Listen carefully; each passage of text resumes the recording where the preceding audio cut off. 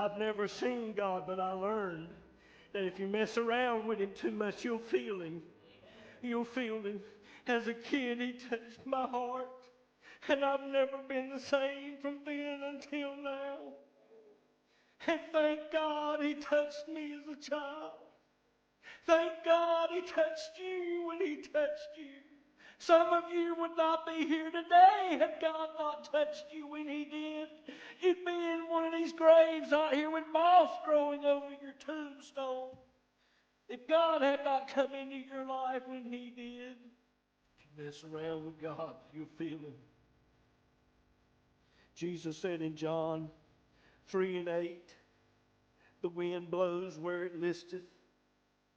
You hear the sound thereof, and you cannot tell whence it cometh and whither it goeth.